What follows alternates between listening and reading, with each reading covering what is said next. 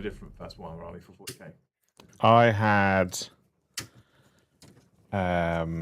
Space Marines a bit, and then Guard. Okay. And then Drakari, I didn't touch until they had their range refresh in 6th edition. Okay. And then I've had many Drakari armies on and off since then. Were they like your first? There's a reason for this. You don't know the title. Joe's literally got it 10 minutes ago. Yeah, took me nearly 3 hours to get here. To be clear, it's not an hour and a bit's drive. It took him 3 hours because there's a road closure and police have rerouted, and we assume that's because someone's had an accident, and I'm hoping no one's severe. But the good thing is that obviously they've not notified Google. They've not notified the sat-nav people. Yeah. So all the sat-navs continuously try and reroute you back onto the A36, which is closed between Salisbury and Southampton. Probably because there's been an accident. Yeah. Because if the police are doing it and it's not on the... If it's closed all the way, it's bad. It's probably quite bad. It's bad. Either there's a lorry that's gone over and spilt shit everywhere and it's not that bad, or someone's got hurt. I'm hoping it's not the latter. I'm hoping it's the former. I don't know. It was bloody hot today. you know. Like if they weren't, if I'd been near them, they would have been. Yeah. You know. So poor old Joe's only got it 10 minutes ago. The title, stream title, Joe, I thought it'd be something a bit different that's not relevant to current Warhammer, for example. But it is kind of relevant, I guess. Because it's like people go new edition, new army, or they go new year, new army, and everyone looks for an excuse to start a new army. So I said, do you always return to your first Warhammer Love? Because I think there's a difference between your first Warhammer army and your first Warhammer Love. Right? Yeah. So my first Warhammer models were Space Marines. Yeah. My very first one was a Bloodthirster, and it was Space Marines. Then my first Warhammer army was Guard. Yeah. But none of them were my first proper love. My first Warhammer Love was Elves, was Eldar. That's why I asked about Drakari. I think Drakari are probably... First proper love. Love. They're the first army that I played that I kind of clicked with. Okay. Like to really started like dominating with. Like I played lots of Warhammer, lots and lots of Warhammer, but when we got to 6th edition Drakari, that's when my understanding of the game kind of really went. Yeah, okay. So I go in somewhere. And yeah, I always come back to them in the end. See, and this is me and Eldar, right? I am still getting through the Custodians at the moment, but I have this pull to doing my old Wind Rider host. Yeah. We've got those Combat Patrol magazines. I've got all the bits, so I don't need to buy anything. It costs me 0. Yeah. To do this army. Actually, that's a lie. The things I don't have are Vipers, new Vipers. You got 1 Viper. I think I've got 2. Yeah. If you buy, what you need to do is buy that Corsair box set downstairs. But it's only got 1 in it, though, right? Yeah. But then you could have the 2 characters, and I just want the jumpy people in it. Yeah, I mean, I'm not. If there's going to be use for multiple parts of that box, I'm not against it because there is a cost saving there. As long as everything in it gets used, I don't really care. But I love World Eaters. I love Space Wolves. I like Dark Angels. Yeah. I enjoy playing Emperor's Children at the moment. I love Emperor's Children. But my first proper love in Warhammer was Eldar. And we're talking about back in the days where like Fire Prisms had the metal turret on the plastic base, and it was this massive chunk of fucking lead stuck to the top of a tank, and it never sat on the flying stand properly because it was so fucking heavy. And all of the aspects were in little blister packs, and they were metal. Yeah. That was when I first started loving the elves. Yeah. I think like between what I guess you would class as 2nd edition and 6th edition, I was on off. I was pretty much predominantly Dark Angels, Guard, and like a bit of Chaos kind of thing. Because I wondered if Drakari was your first love for Warhammer, or whether Chaos was. That's why I thought I'd ask. So I've always loved. So I think my first love has always been Iron Warriors. Oh really? Yeah. The first Warhammer book I read was Storm of Iron. I would never have guessed Iron Warriors for you. Okay. So the first Warhammer book was Storm of Iron, and I've had many Iron Warriors armies over the years. But like the problem, like I've had Horus Heresy Iron Warriors, 40k Iron Warriors, like multiple times. But I feel like they've just never really been supported properly as a faction. The only time they were really supported, like properly, was during the 13th Black Crusade, the original one.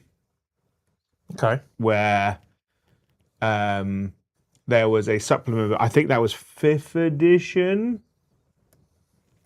I want to say and that's when Iron Warriors could take basilisks. I miss those kinds of days. Yeah, I do. like you could put a Space Marine sergeant in like a cultist squad kind of thing. Them's were the golden days. Yeah, I miss those kinds of days. Yeah. But yeah, I would have always assumed Chaos. I would have, because of how long I've known you and what I've known about you in Warhammer, I would have always gone, Joe's first love was Black Legion. That's what I would have assumed. I wouldn't have assumed Iron Warriors. You saying that though, over the course of the last 12 months, you did a little gentle return to Iron Warriors with your Chaos Space Marines. I wanted to finish the Iron Warriors, but at the same time, I don't also just want to buy Defilers. Well, every other Chaos player is right now. I know, and that's fine. But I'm kind of in a mindset of like I wouldn't mind one Defiler. I think one Defiler is fine. Like, but what about second Defiler? And I've got. So at home, I've not finished them. I've got 10 chosen I built and converted using like Breacher Marines and some characters. I've got some obliterators to do, which are kind of like in a box. I would have never. I think what I need to do, I think like what I need to do is like do some other projects and then go back to them and get them done, because I need to get like another box of Mutilators and Havocs and stuff. But like, I feel like I kind of wanted the new edition to settle down and. Yeah, and see how it plays out. Because like I want to play Chaos at the moment. Like I've had an urge recently to play Chaos, but at the same time I'm like I don't like the fact that the Defiler is so overwhelmingly broken that anything else I put into my army is just subpar. Okay, so would you say that your love for Iron Warriors came before your love for Drakari? Yes. So Iron Warriors are your first proper Warhammer love? Yeah. That's interesting. I would have never, ever guessed Iron Warriors for you. Chat, I'd love for you guys to get involved today. If you haven't already, please make sure you spank all those magical YouTube buttons for us. Hit the like button if you enjoy the content. That's free. 43 people have done that already. Smash subscribe if you haven't already. If you're sat in the chat going, I can't talk, it's because you're probably not a subscriber. And then hit the bell notification icon if you want to be notified when we go live in the future. I'd love for you to stick a postcard in for us. It just tells us about your first Warhammer love and do you go back to it? Because I always find myself being just drawn back to Eldar, without doubt, always. And whenever it comes to playing on the channel, I go, I could play Emperor's Children or I could play some Dark Angels for a bit. I just want to play elves all the time. That's what I want to do. I do maintain the best version of Eldar was 6th edition when you paid for your spells. Yeah.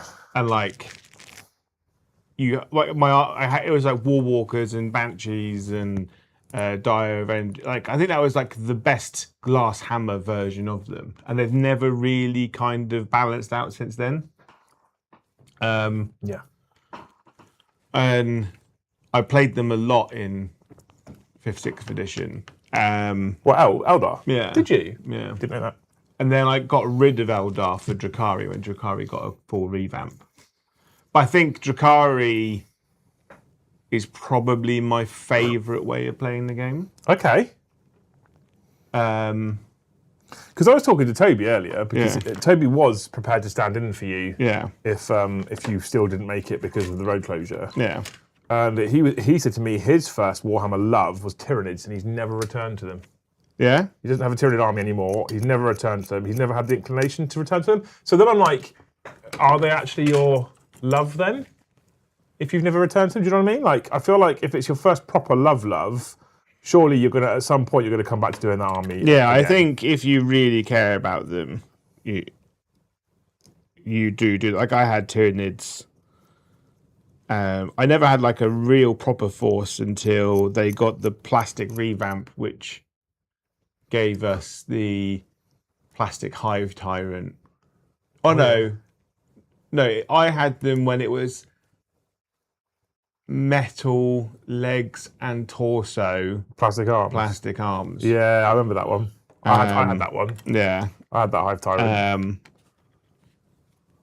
He was a kind of cool model as well, to be fair. Oh, it was a beautiful model, and I had like all the forge jog kits. And I had the old metal carnifex. The only, I guess, really, like the only army I've never really done is orcs. I think that's like the only army I've never done, like properly. I want to do orcs when that kill team comes out and you buy like 4 of them. I want all the pickle pigs. I've got an orc army in mind that I want to do. How many I buy strongly depends on what our allocation is from Games Workshop. Because if our allocation isn't very big, I'm not going to take all the stock. Well, why not? If they get sold, you're buying them. They do, but it feels bad for people who want to use our site and our company, and they go, well, actually, if it's a pre-order that the owner wants, it just we don't got a chance. But what about me? What about you, It's Joe? the question. I want them. I wrote a list the other day, actually. Joe, let's be honest, right? If I don't buy the boxes to get the Dino Warriors because I decide actually it's better for the business that they sell them to actual customers, let's be honest, there's going to be a metric fucking shit ton of orcs on eBay.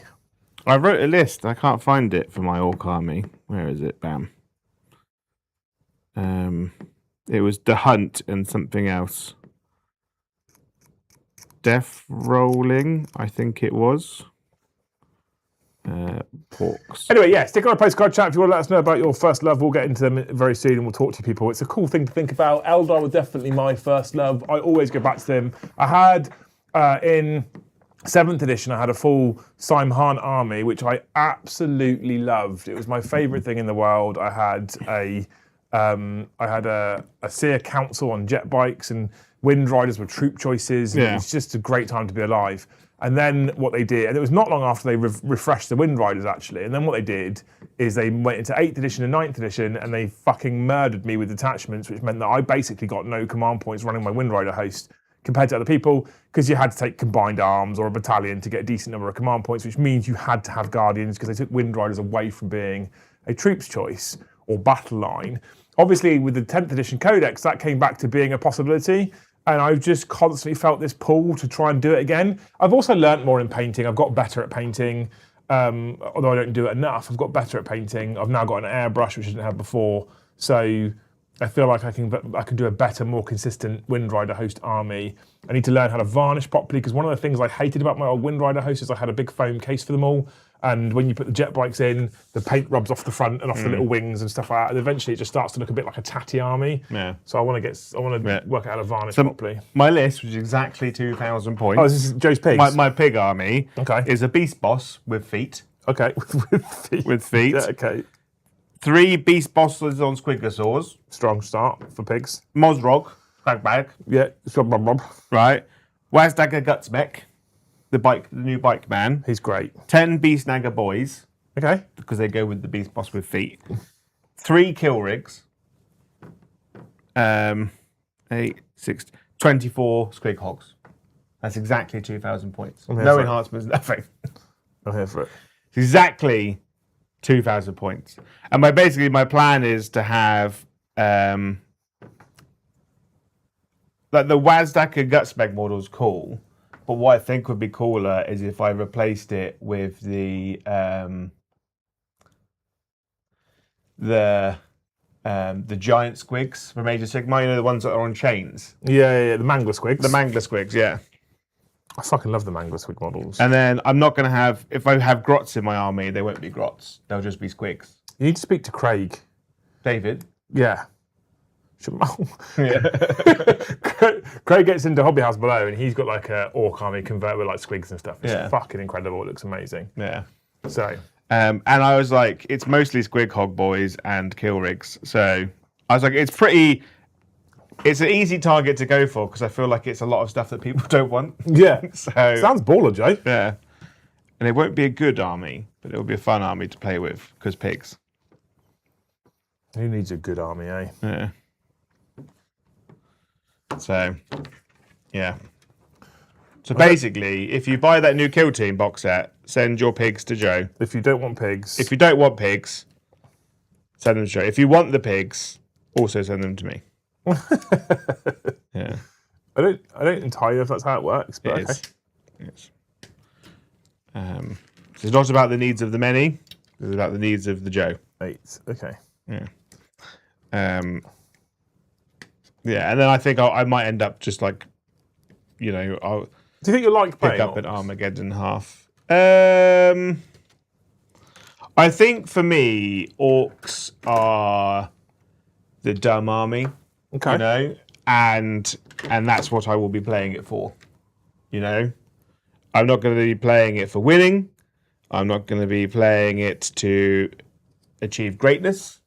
I'm going to be playing it because I want to push pigs around the table and have a good time. Yeah. And that's probably it. Like, if there's like a narrative event or like you've got Throne of Skulls at Warhammer World where it's not about the overall winning, it's just about the doing. I think it's also like a unique army because you don't really see those kind of. No, it's cool. I really love themed armies, and I think we see less of them now. Yeah. I was sat this morning, and I was I don't know why, but I was kind of pining for old Warhammer. Yeah. Like, I remember the days when my brother and I we're talking years ago now, we'd be playing in my parents' converted attic before. I was going to say my parents' attic. You're going, cobwebs. In their converted attic, and we had a green piece of felt to play on. Yeah. We put books Ooh, a underneath. bit of felt. Someone's doing well. Put books underneath to make hills. Yeah. And we got excited because we had a couple of tank traps and the old the oil cans and stuff like that, and ammo crates and stuff. Right, that was like peak. And you didn't have much terrain on a board. You didn't need it necessarily. And a fucking Carnifex was utterly terrifying, as were some berserkers. They were utterly terrifying. Yeah.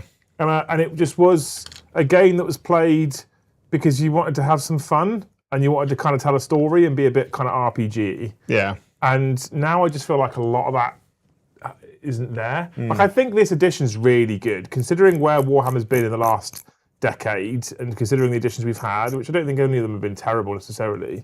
I think the game's in a fun place at the moment, but I'm just kind of yearning for, and I don't know if it's nostalgia. Yeah. And I'm just being sad about something that was a bit shit. But I just kind of miss old Warhammer. I kind of miss just throwing dice for the sake of throwing dice rather than someone's got to win. Yeah.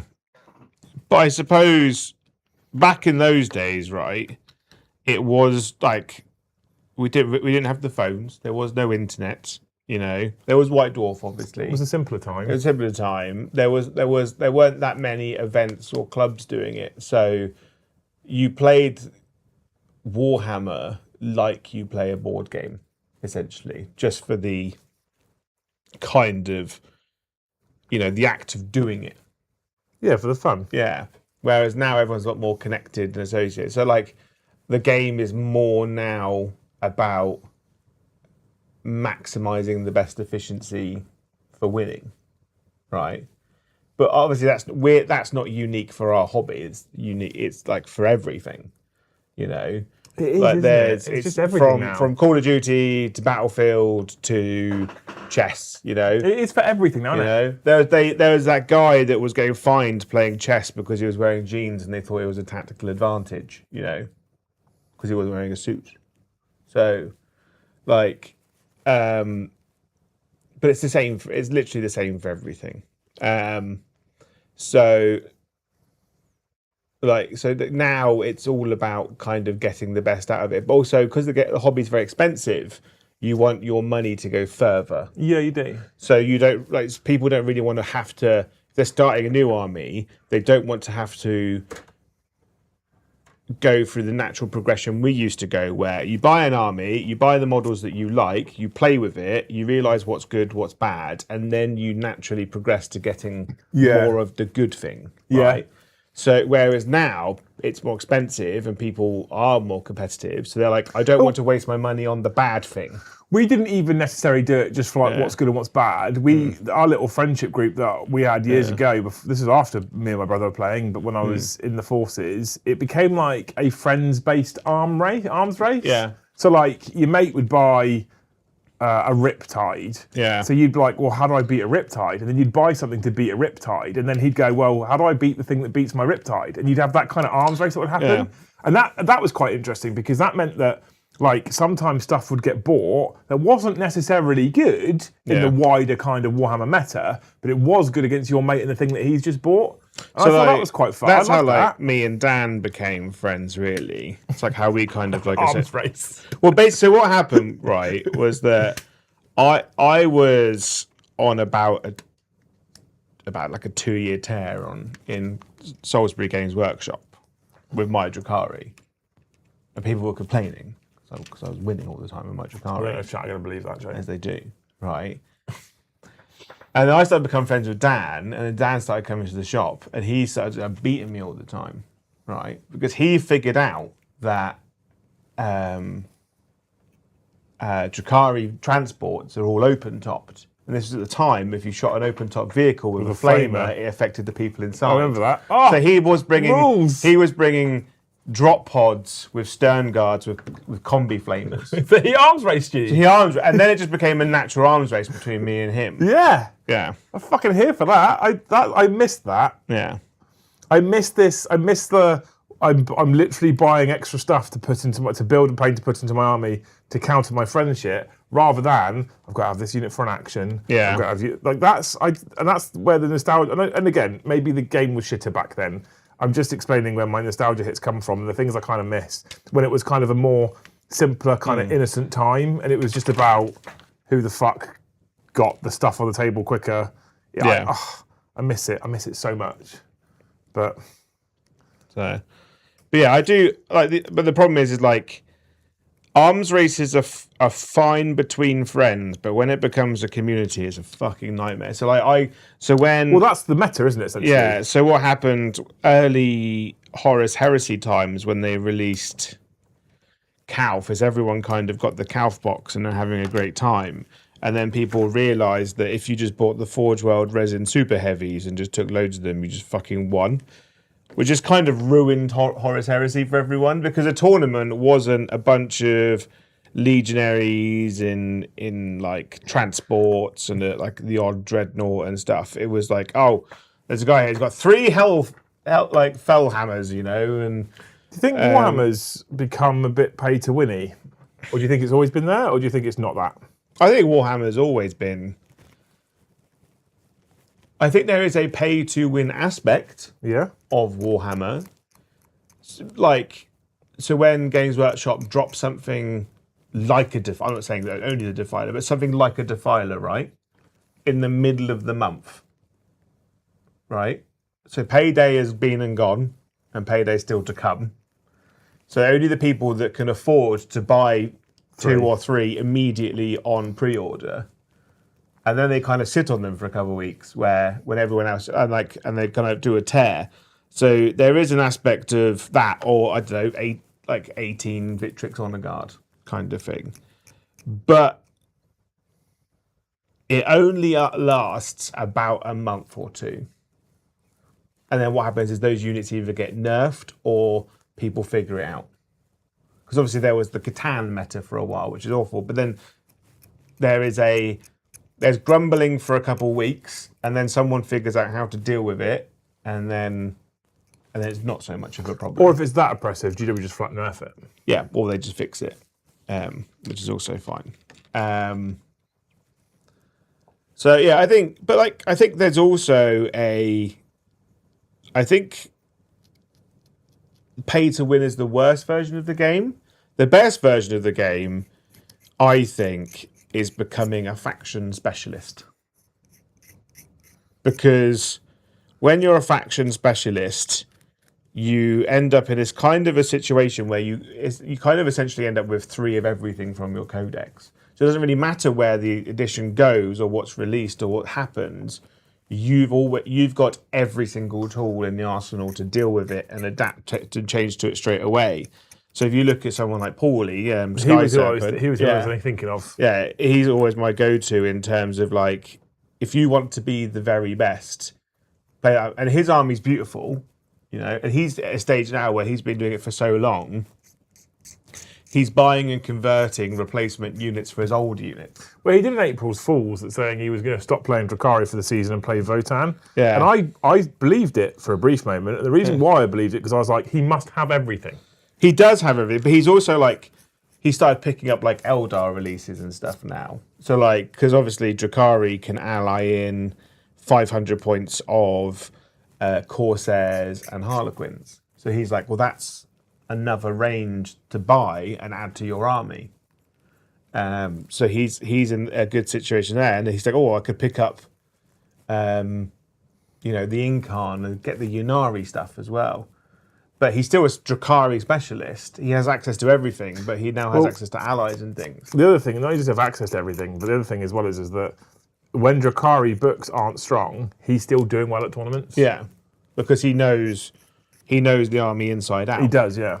And you're better off knowing an army inside out and having access to all the units to be able to change stuff and make the most of it than just swapping to whatever the new best army is. Do you think swapping to whatever the new best army is all that common, or do we think it's more common because we see social media people doing it?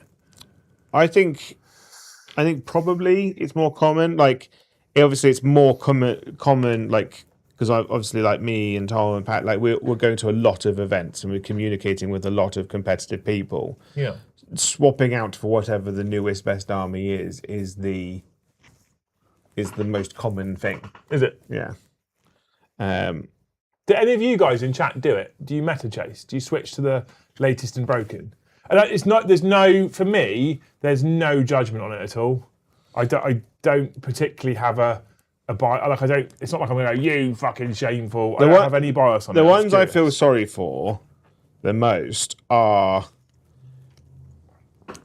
and this became most evident when Death Guard Codex came out in 10th, was that if you specialise in one specific army and then that army becomes broken, people kind of hate you a little bit. Yeah. That's been my experience with Eldar. So you kind of learn to have to like not judge people for what armies they've turned up with. Like if their army's fucking beautifully stunning and they've got all the best stuff already, you could be like, well, that's fair. You've like you've paid the ticket and done the ride for the last like 6 years, you know. Now is your time in the sun. Yeah, I've had it with Eldar. Yeah. And in 7 the problem with Eldar is they've been broken more times than they haven't been. Yeah. And I've played them throughout whenever they've been good and whenever they've been shit. I don't really particularly care. And when 7th edition happened and formations happened, they got turbo broken. And I didn't take broken stuff. Yeah. And every fucking tournament, you draw your opponent. What am I playing against? Eldar. Oh, for fuck's sake. I'm like, come on, man. I'm playing Eldar because I love it. Yeah. I don't even have an optimized list. So that was an experience. Yeah. Like I tend to change. My biggest problem is obviously I'm in the privileged position that I have access to nearly all the armies. But obviously I used to just do a lot of events with one army. So now my biggest problem is I have access to too much variety. So like I've tried to be a bit more strict this competitive season, as it were. I just got fucked over by FAQs a bit because I was like, at the start of the edition, I was like, I'm going to do Emperor's Children this entire competitive year, and then Games Workshop curb stomp them into the ground. And I was like, but it's fine. I will do my backup of Black Templars, and then they got a bit of the old Rochambeau, and then it's you and your armies. Yeah, they're watching you, and they go, right, how do we fuck Joe off this time? Yeah. And like I'm sticking hard to Tyranids at the moment for my events. Although Newport might be Ultramarines if I can get them done in time, just because they're more pretty. More pretty. You know. And I was like, I'd rather go and people tell me how pretty I am than do. You are pretty. Than do just kind of a mid-level competitive event. or a mid-level achievement. I'm looking at the instructions here. I have no idea why. Last competitive season, I think I did 7 events, and each event was with a different army. Yeah. Yeah, and then Tom did basically the whole season with just Worldies, didn't he? Yeah. He did quite well actually as well. Yeah. But he's another one, like like Paulie, he's a bit like that as well, where he plays World Eaters so much and so often that even when they're not very good, he does okay with them. He does also have orcs as well, so if it gets a bit stagnant for him, he can... He also has Custodians still, doesn't he, as well? I think he sold all of his Custodes. Has he? I think that's solely because he was playing a lot of Custodes, and then obviously with the channel... Paddy was playing Custodes so often that I didn't get a look in. Well, when they were good, yeah. Yeah. So I think he just kind of gave up on the Custodes. He's got his Red Corsairs as well. Yeah. And his Space Wolves. But I think a lot of that chopping and changing comes from spending more time with us in the hobby. But also he has everything for World Eaters. And World Eaters has an incredibly shallow pool in unit choices, right? So once you have everything, you're like, I might as well just start a new army now because Yeah. Because I can't get any more. Yeah. We're going to jump into chat in a minute and ask you guys. We are on 16 members right now. If you guys want to support us, there's 200 people watching right now. If you want to support the channel, 86% of our revenue, the last time I checked, comes from members and gifted members only, which means gifted memberships is how we keep the lights on, we feed Joe, we pay our bills, etc. So if you feel like it, if you're enjoying the show, chuck a member or 5 at us, that'd be much appreciated. And if you do chuck 5 at us, you get yourself a wonderful Joe Hope, which everyone's here for. Definitely. And we'll love you forever, and you're amazing people, and it really helps us, and thank you. In the meantime, in the chat right now, I know right at the start, before we even went live, Mr. The Cornet Ed gifted 5 memberships, Jay. Oh. Oh. I hope that you shit your pants. But when you go to the shop to buy replacement trousers, you meet the love of your life, your soulmate. He's married. Yeah, but your soulmate doesn't necessarily have to be the person in a relationship. I would class my dog is my soulmate. I love my dog. I'm sorry, Ed, that's a terrible hope. I'm sorry. Thank you, Silence Falls, for $5. He says, Joe is my first love, but I can never return, not after the incident. What's that? What incident? Who's this? Silence Falls. Oh. What's the incident, Jay? I don't know. The incident. Thank you, Gaz, for the 1 gifted. Thank you, Electman, for $10. He says, my first army was Gloomspite kits. My first love, however, was Stormcast Eternals. You can thank the Realmgate War series for that. They've been my go-to first army to return to the hobby after longer breaks. Stormcast do have access to everything, which I think is one of the good things. They're obviously they're kind of like Space Marines in the sense that they're kind of just good at everything. Yeah. And they play all styles, which is good. A catch-all army. Yeah. I would have always assumed that Stormcast just wouldn't be someone's first love, but then I guess they are essentially AOS Space Marines, and so many people love Space Marines, it's believable. Yeah. I think Stormcast are cool. I'm not saying they're not. The new ones specifically are The new ones are much better. They had a bit of a personality failure at the start, but right, I'm grabbing my phone, Joe, because I need the app, all right? I've banned myself from using my phone during shows chat. I've not been paying attention properly to you lot. But I do need to look at the weapon options for these jet bikes in Codex Aldari datasheets. Shuriken cannons, surely. I think Shuriken cannons is the answer, right? So I have the option of a Shuriken catapult, a Shuriken cannon, or a scatter laser. Shuriken cannon. The catapult is an 18-inch assault twin-linked weapon. With 2 shots, hitting on 3s at strength 4, -1, 1 damage. But twin-linked and assault, so you can advance and shoot. The The Shuriken Cannon is a 24-inch, 3-shot lethal hit weapon that hits on 3s at strength 6, -1 and 2 damage. Yeah. And then the Scatter Laser is a 36-inch sustained hits 1 weapon with 6 shots per bike, hitting on 3s at strength 5, AP 0, 1 damage. I would go the Shuriken Cannon. Always? Always. We're saying the sniper bikes have the scatter lasers, but they have access to +1 AP, which makes them much better. What I should probably do is build a list, right? So I know what I'm working towards as well. Strike Force. We need to go to Wind Rider Host. Where's Wind Rider Host? Which is 2 detachment points. So I can get Twilight Flickers. Friendly Harlequin units have Stealth, which isn't terrible. And it gives me Take and Hold. What's Wind Rider? Wind Rider Host gives me Disruption. Boo. But what does Wind Rider Host give you as its detachment? Wind Rider Host as a detachment gives me Ride the Wind. Wind Rider units from your army gain the Battle Line keyword. Yeah. So you can have 6 units. In the Declare Battle Formation step, you can set up Asiani mounted and Viper units from your army in reserves during the battle. Such units can be set up on the battlefield as if they were arriving from strategic reserves.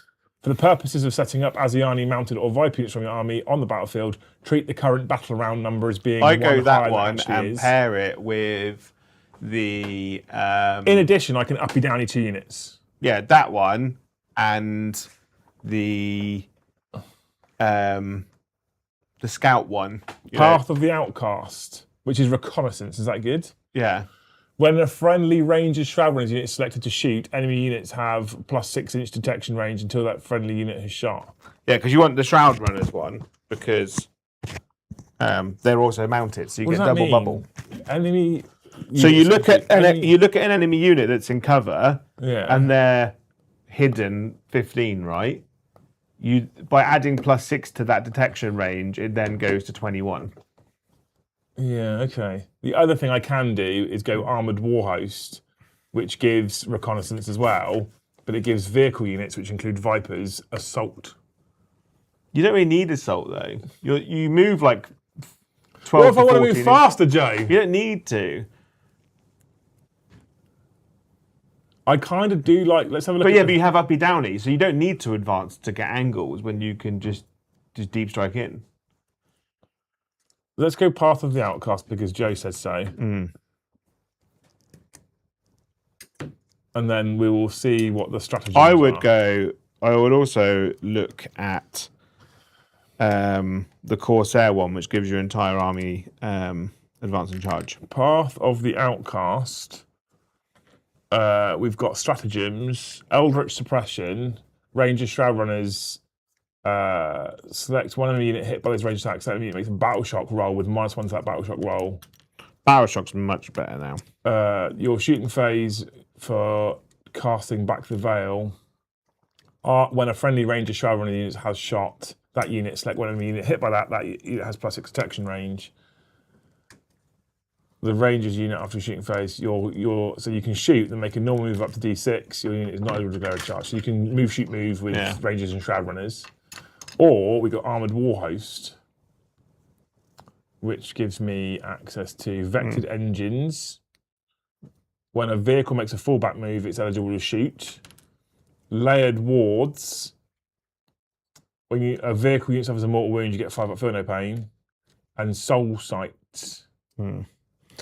I think disruption's good, but with disruption, you have to be able. I think you have to be able to battle shock people, and you have to be able to push people off of the center objective.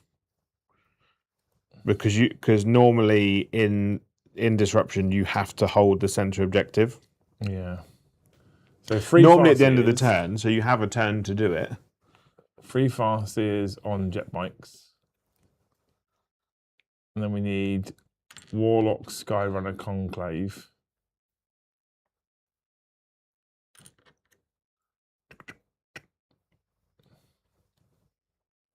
Duplicate. So the fastest I've got people to go with. That's 480 points. Then we go Battle Line. Why isn't it giving me Wind Riders as Battle Line? Did you choose Wind Rider Host? I did. Edit roster. Oh, it's just giving me. Why the fuck have you done that? Wind Riders. Confirm. Save. Yeah. Confirm. Battle line. Wind Riders. Bang. Yeah. We obviously changed them all to shuriken cannons. We're doing this live now, chat. You can watch me list build live. Yeah, my Eldar army is going to be all Corsairs and Fire Dragons. But I've used the spare Fire Dragon guns and put them on Corsair bodies.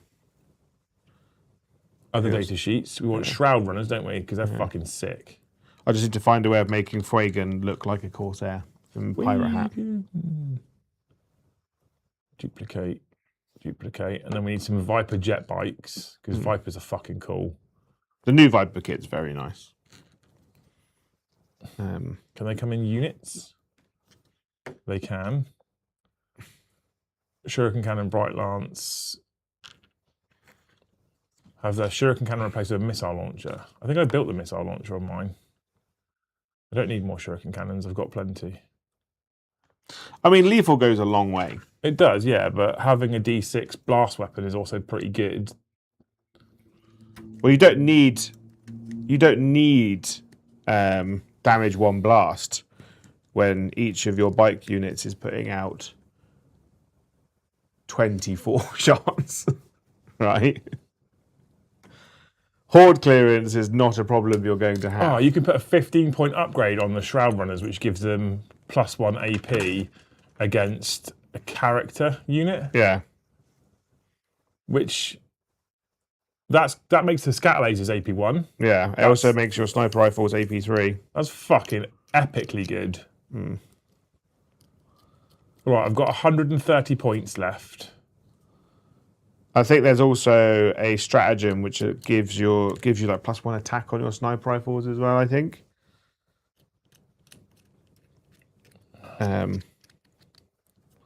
Well, this is fun. Yeah. I'm excited about this now. Oh, I haven't got Shining Spears in. No. Fuck. You need something to push the people off objectives. I use 2 units of Shining Spears.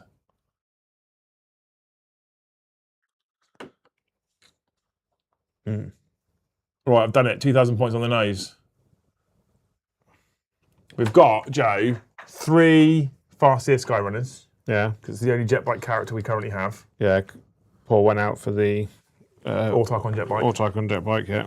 We've got 2 units of 6 Wind Riders, 3 units of 3 Wind Riders. Yeah. I can change that to 3 units of 6 and then 1 unit of 3. Yeah. We've then got, I can also just change it to 5 units of 3 and 1 unit of 6, which I might do. We've then got 2 units of Shining Spears, 3 units of Shroud Runners with +1 AP versus character units, 3 units of 2 Vipers, and 3 units of 2 Warlock Skyrunners to start to accompany the Farseers. Nice. Can they join the bike squads? Are they a support? This model can be attached to the following units. At the start of the declare battle formation step, if this unit is not an attached unit, this unit can join 1 Wind Rider unit from your army. A unit cannot have more than 1 Warlock Skyrider unit joined to it. If it does, until the end of the battle, every model in this unit counts as being part of that bodyguard unit, and that bodyguard unit's starting strength is increased accordingly. So I assume I can attach them to Wind Riders. And then the Farseer can join. So, should we see if it lets me do it? Yeah. So attach to unit, Wind Riders, and then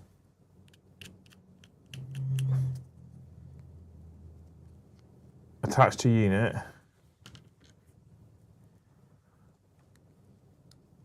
This unit is already led by another character. Do you want to replace it? No. Did you start with the Farseer or the... I started with the Warlocks, adding to the unit, and then I need to go... Which Warlock is it? The second one down. Attach to unit.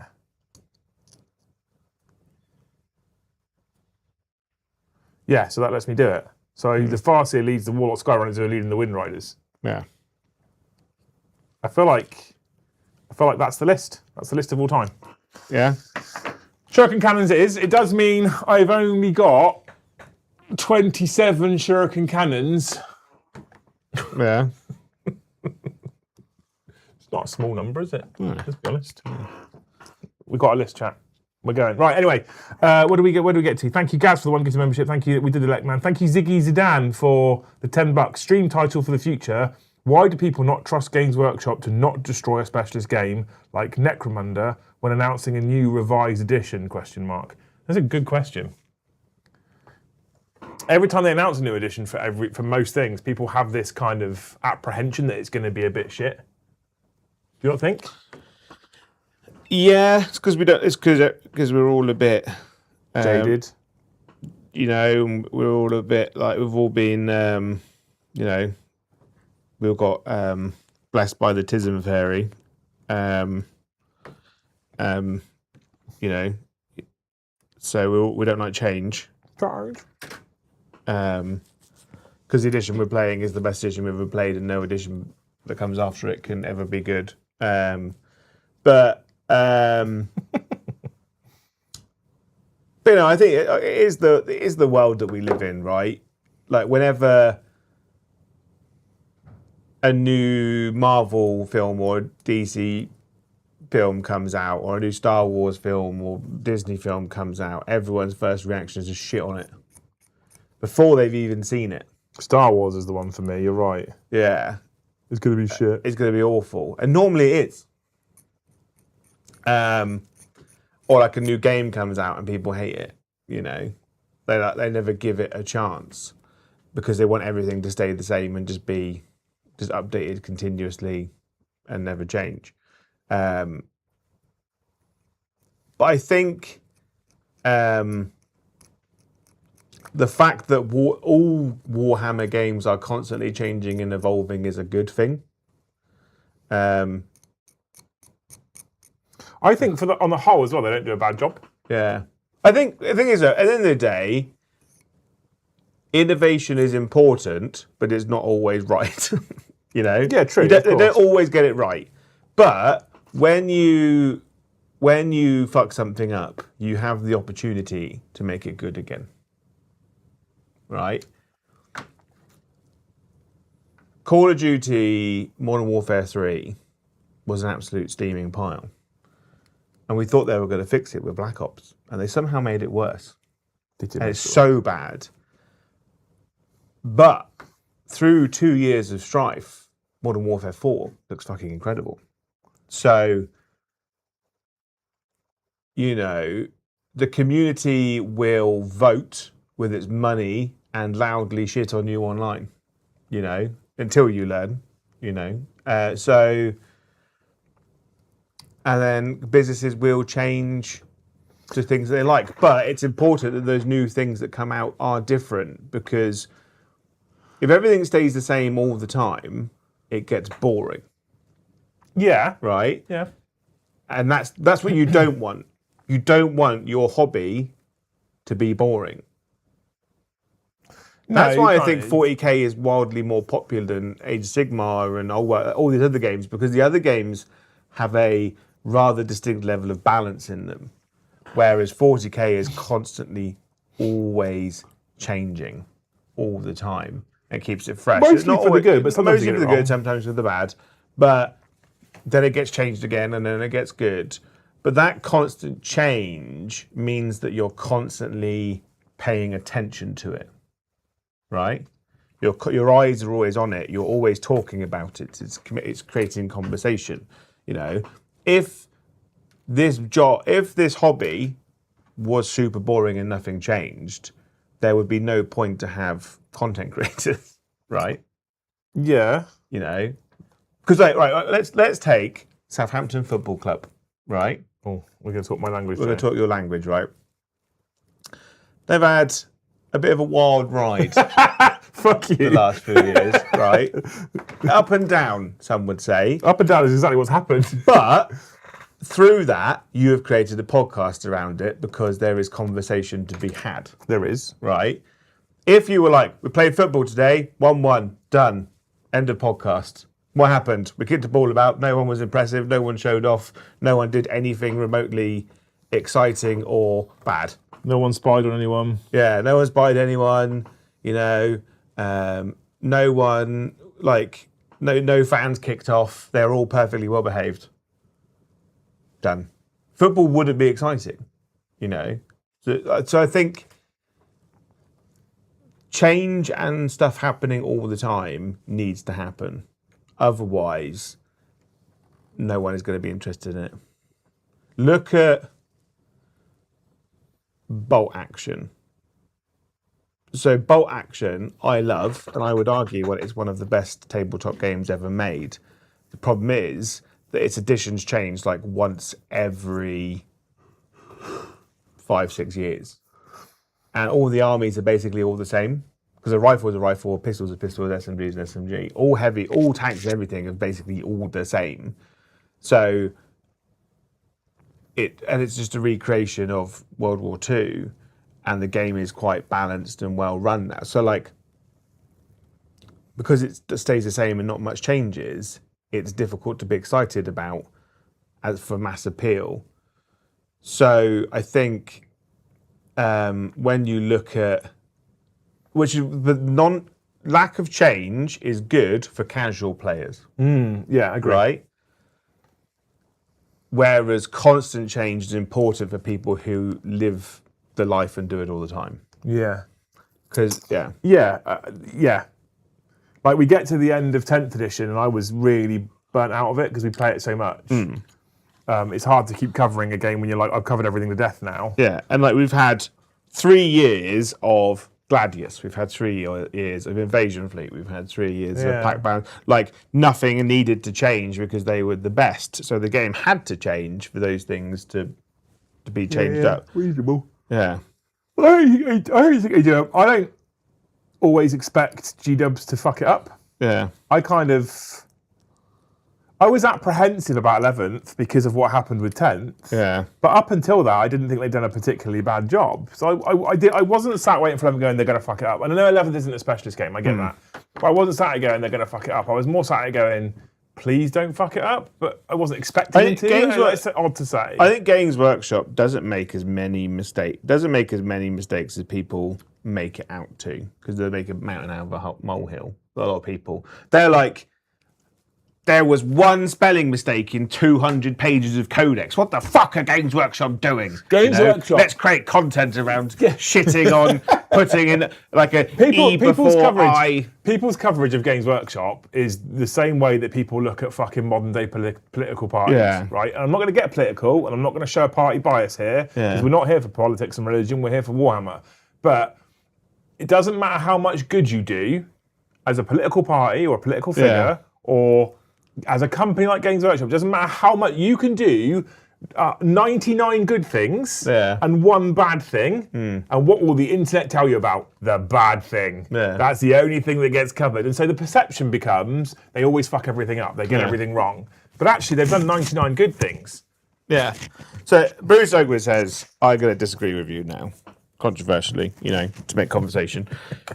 Because they killed fantasy. They make big mistakes. I think that was a big mistake, personally. But by killing it, we got Age of Sigmar, which is my favourite Warhammer-based game ever. So that's a preference thing, though. Right, so it's subjective. It is very subjective, yes. Yeah, so completely agree. They could have kept fantasy and started Age of Sigmar. The reason they binned off fantasy was because it wasn't really making any money. People weren't buying it. But it's Games Workshop had the Toy Story problem, right? Is that people prefer space over cowboys, Yeah. And fantasy was dying death, so they had to do something. And they had to make fantasy more accessible and create a fantasy-based game that didn't involve insane over-the-top charts. By basically letting people like Kings of War and stuff make their own like old world style game, Games Workshop could kind of view it for a couple of years and be like, oh, these people have got an idea, Song of Fire and Ice is a really cool game and that's kind of picking up. And then like, oh, there is a community out there that still wants to play it. And those people that were kids when Old World was out, that couldn't afford to play the game, they're adults now with money. Yeah, but that's the Lego problem, right? They can buy the things that we sold 20 years ago for more money. They can, and they will, because Yeah. nostalgia hits. Yeah. That's the Lego problem. Lego have done that, right? Lego are very clever as a company. When I was a kid, most Lego kits were aimed at kids. And now what Lego does is Lego brings out kits at £500, £600, £700.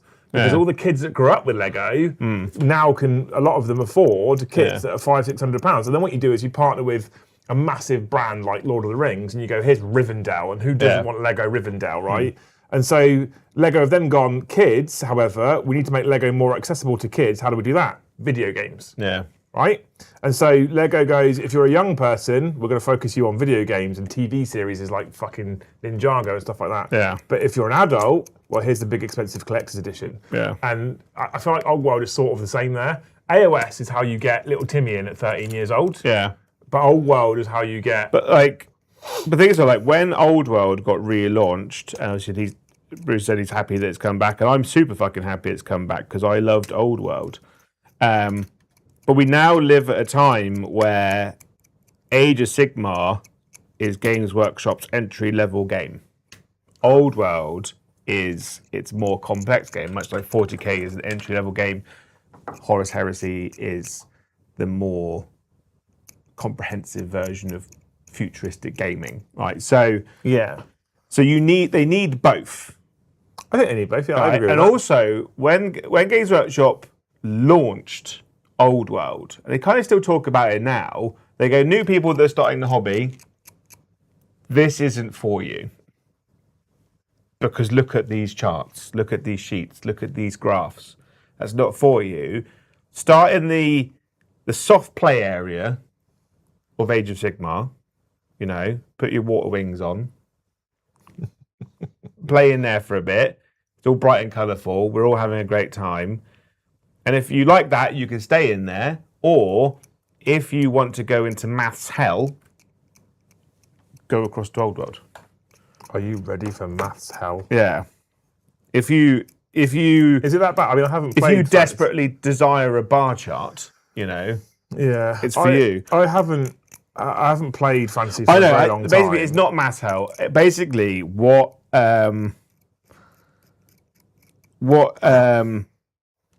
Old World is Old World is a much more in-depth army builder with incredibly punishing rules.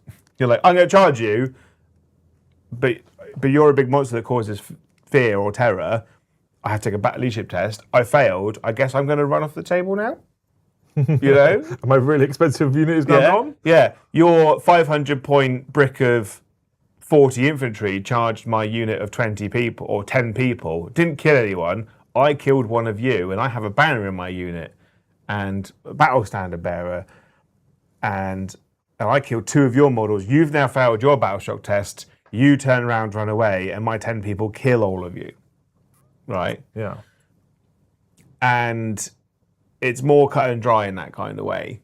But it is more reminiscent of historical gaming. Yeah. Right? And in the natural curve of an adult gamer, you start off young at 40k, and then you play 40k, and then maybe you dabble in Sigmar or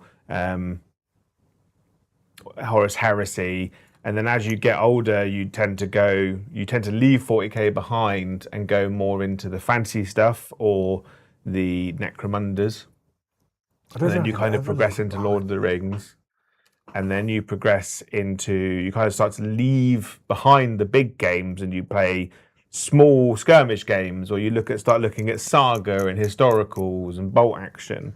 And then you eventually get to an age where you fuck all that off and you just do trains. Right?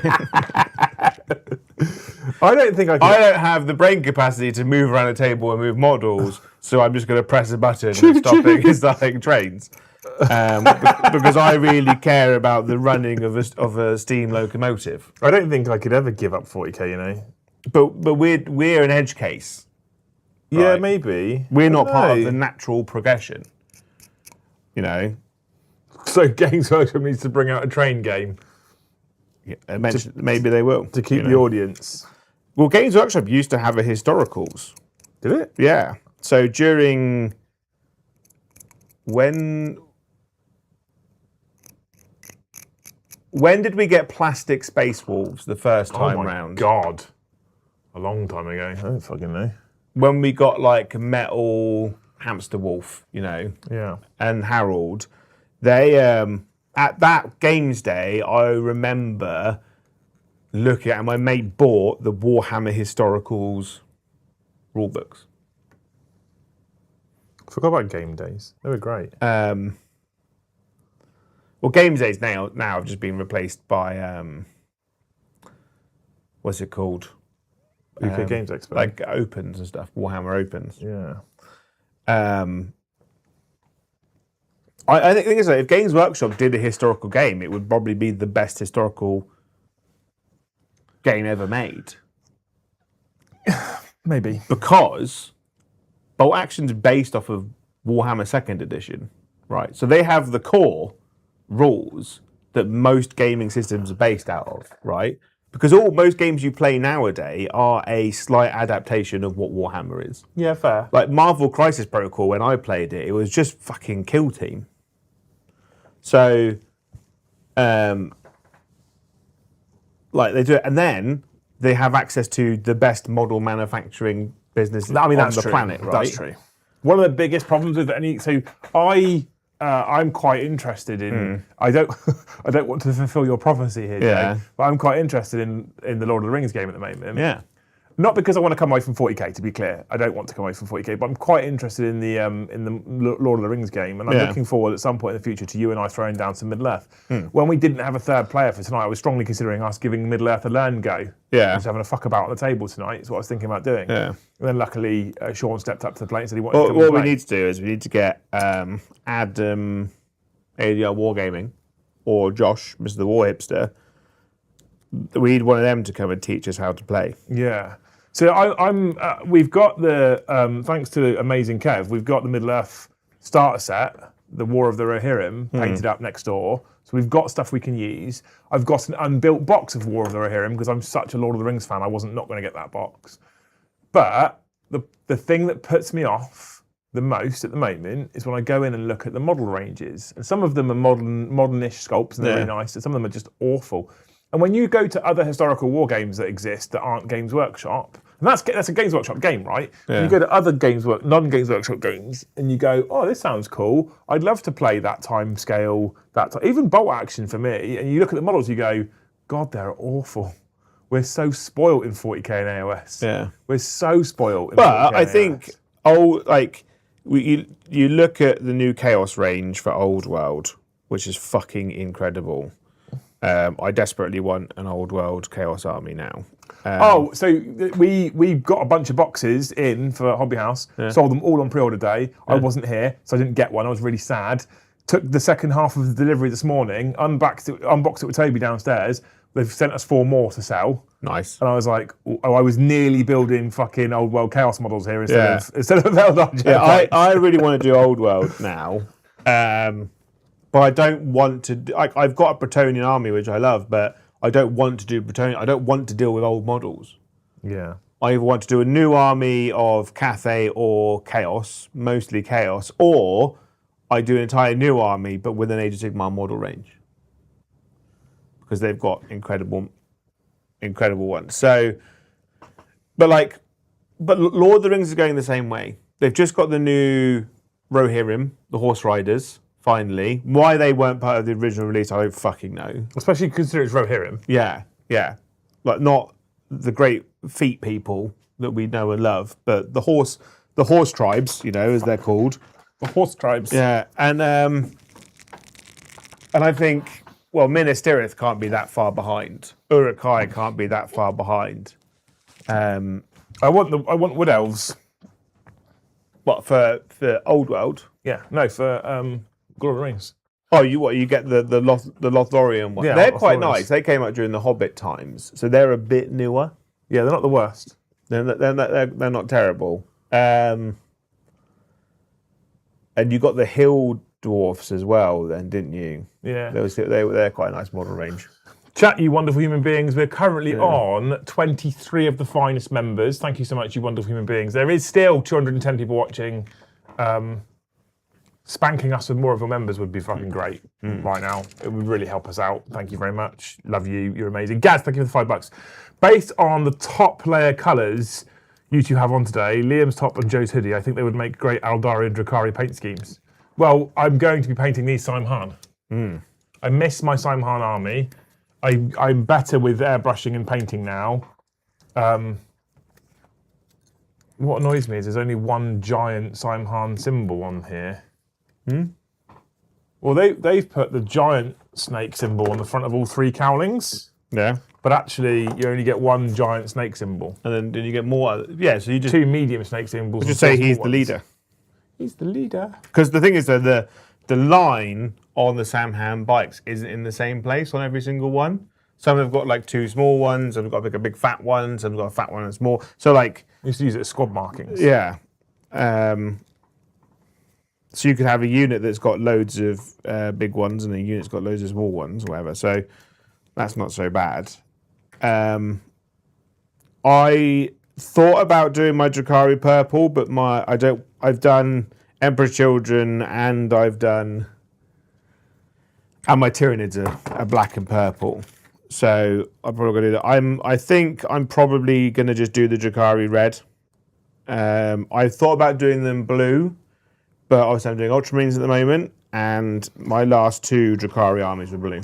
I think they'd make a beautiful, they'd look beautiful with like a scabby kind of corny red kind of colour. You know, like a dark, like less vibrant, more kind of... I think Drakari look best in bright colours though, I think. You reckon? Yeah. I feel like Drakari in like a scabby red would look fucking gorgeous. I don't know, it Really kind of detracts from their... Yeah, I mean, each their own. I'm not saying that's what you should For me, Drakari are like poison frogs. do. Okay. That makes sense. Yeah, it does make sense. Yeah, so the reason I want to go for red also is because it's also the easiest colour to paint. You know, Red is a gorgeous colour to paint. It's easy to make look dirty. It's easy to make look clean. If you fuck it up, it tidies up quite nicely. I know I've just said I want to do them in bright colours. Part of me also wants to do them in black and whites, because I'm giving all my scourges, all my bike people.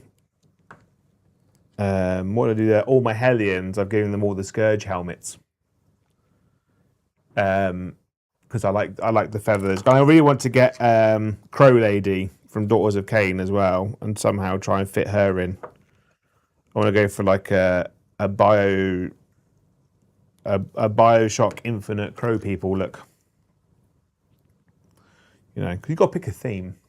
I don't know Bioshock, so I can't help you there. There's like a group of rich, insane people in like a murder cult in Bioshock, and they all worship crows.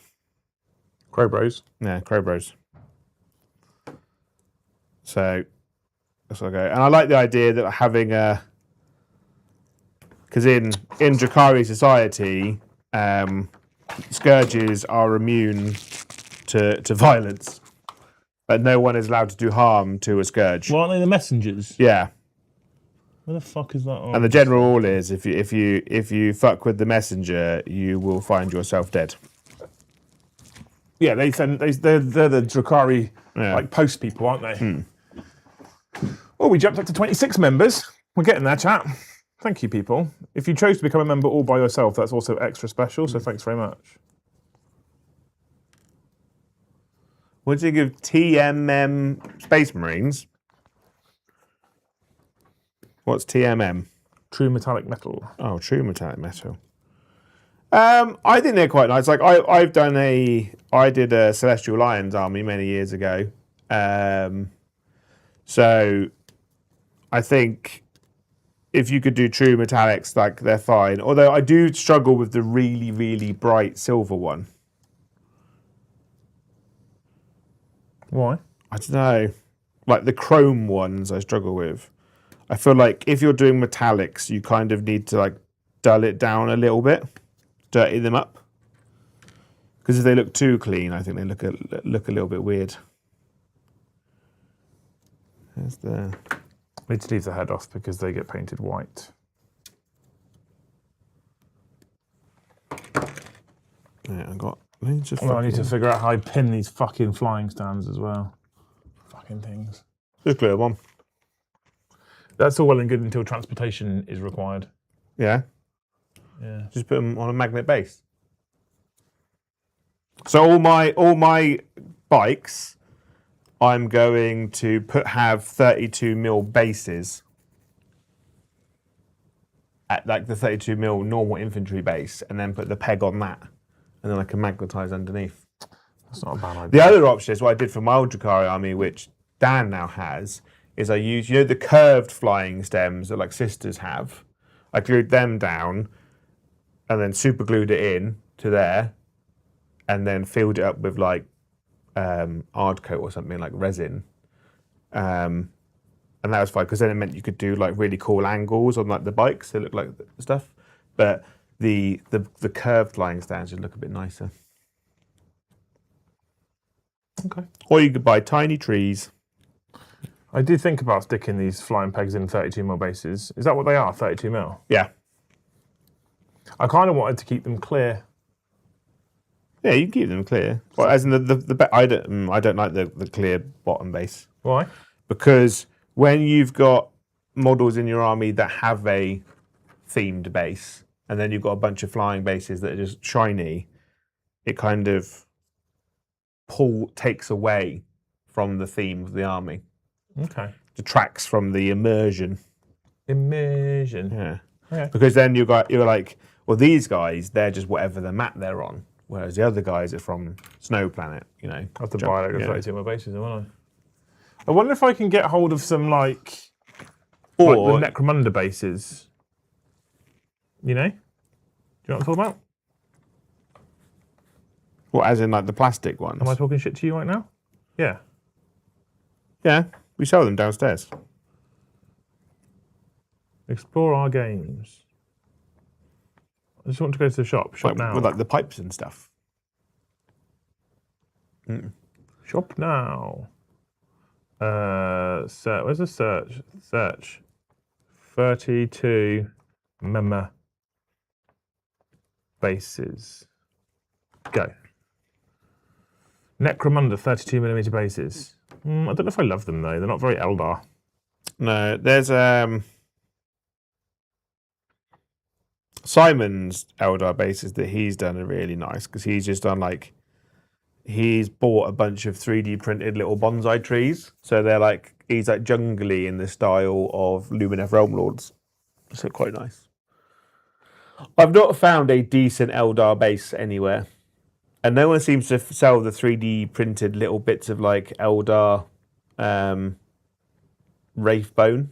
Yeah. Which I find really weird. I found 3D printed Wraithbone bases and they look toilet.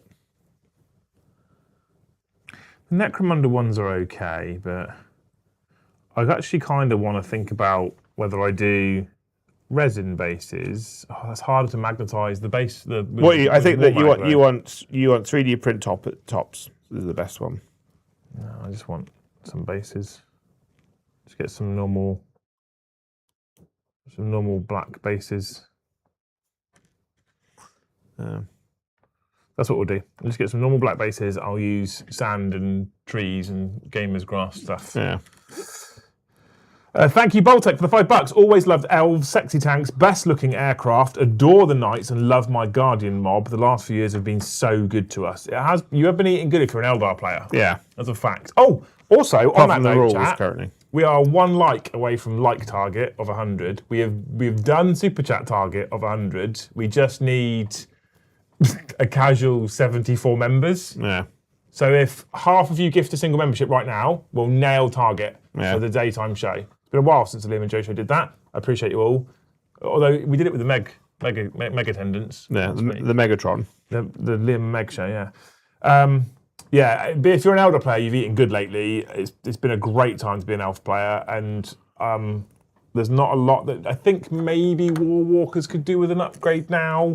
Oh yeah, War Some Walker. of the like Wave Serpents could do with a touch up because the kit needs some work. But that's not to say that the design's flawed. The design's great. The kit just needs some work. But hey, I think Eldar players have done very, very well over the last few years, to be honest. Thank you, Dave WK, for 5 gifted memberships. Thank you, Dave. He gifted 5, chat. I hope that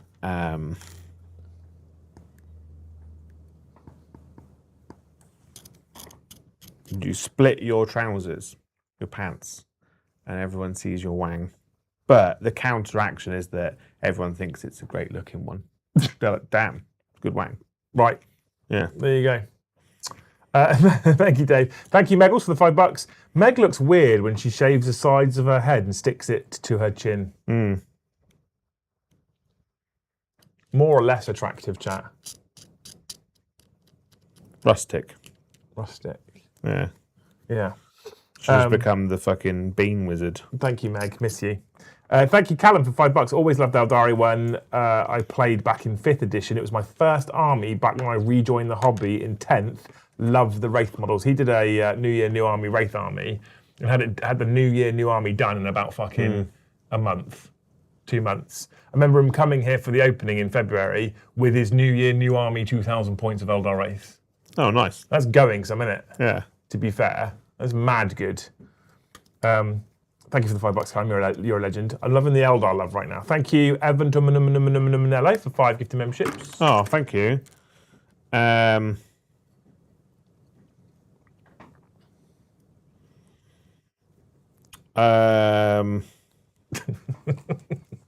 You're right there, mate. I hope that Do you want me to do it? you go to a restaurant but you choke on your food. But then Chris Hemsworth gives you the Heimlich. Okay. Yeah. And then you can say that you were hugged by Chris Hemsworth. Is that the theme of today's street? The theme of today's hope is something bad happens, but something good comes out of it. Yeah. Okay, I'm here for it. I like that. It's different. Thank you, Ben, for the $10. Been an army butterfly over the years, but I've just sold everything and been putting together my Eldar that I had first in second. I'm not good enough at game to worry about how good the army is. I think that's most people, though, mate. To be fair, I feel most people are in that kind of in that kind of world, right? I'm not that good. I play it for a fucking living, basically, and I'm not that good at this game. You've seen how many games Joe doesn't win. Yeah. Just build shit you like. The biggest advice I can give to almost anyone in the hobby is just build shit you like, because you're more inclined, or you're more likely to get it built, to get some colour on it, to get it on the tabletop, and you're more likely to enjoy it because it's shit you like. Yeah, there's nothing harder than painting models you don't want to have to paint. Yeah. Which has got to be really true for you because it's your job. There definitely has been stuff that Joe has not wanted to paint that he's painted because it's his job. I guess it's slightly better for you, actually, not harder, because although you have to do it more often, so that's harder.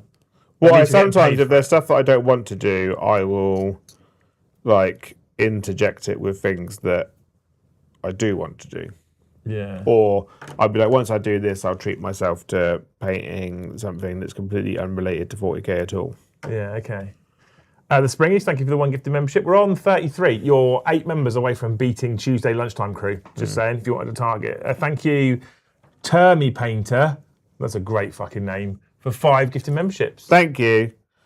I hope that when you're out driving next time, there's a driver behind you and he's up your arse driving like a complete knobhead, right? And then he overtakes you, speeding, and it turns out the car behind him was a unmarked police car. And then he gets arrested. Love it. Yeah, that's great karma, that is. That's great karma. I had, this is years and years and years ago, where I was driving back up to Ipswich, which is where I was based. Driving up the A12, if you know the A12, it comes from the M25, goes all the way up to Suffolk, up to Ipswich, through Colchester. And I was in there's 2 lanes, and I was in the faster lane, overtaking cars, doing a little bit more than 70, but not by a lot, right? Because I wasn't in a rush to get back to camp. I wasn't in a rush to get back to work. just pootling along, music on, cool. And then some car came up behind me. It was a BMW, I remember that much, and flashed. It was just, you know that thing they do? They flash their lights to go and get out the fucking way. Oh, BMW drivers, yeah. Yeah. Who the fuck are you? Well, anyway, after I'd casually moved past another 3 or 4 vehicles, I was like, I can't be bothered. So I pulled over to the slower lane and let the guy go past. And fucking off he went like a rocket. Like an absolute fucking boof, gone. Yeah. Oh, okay, cool.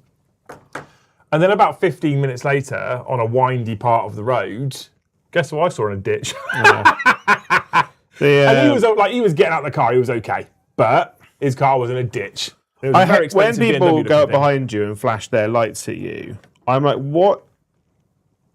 what's going on here? Like you're flashing I should move because you want to break the speed, you want to break the law. Yeah. It is always BMW drivers as well.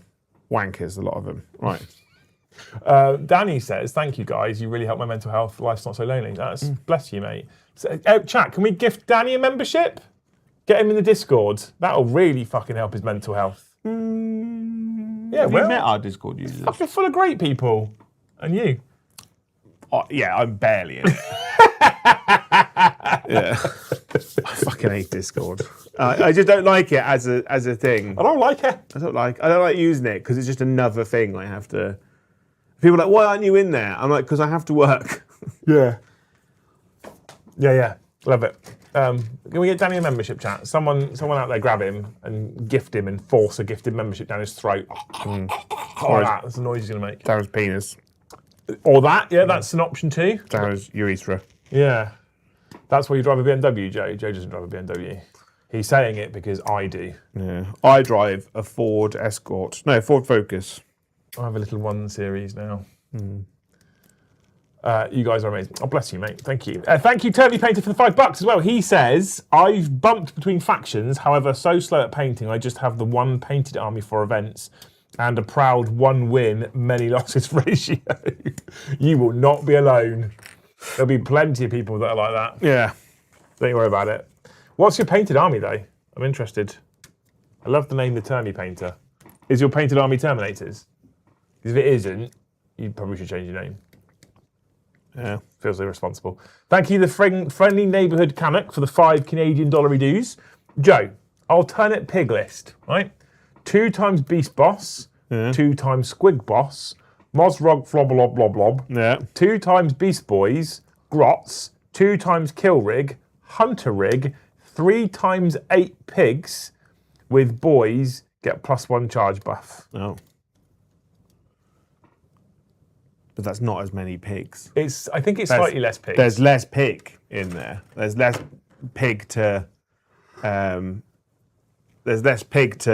anything else ratios. I want maximum pigage. There is less pigs though, that's right. Yeah, there is.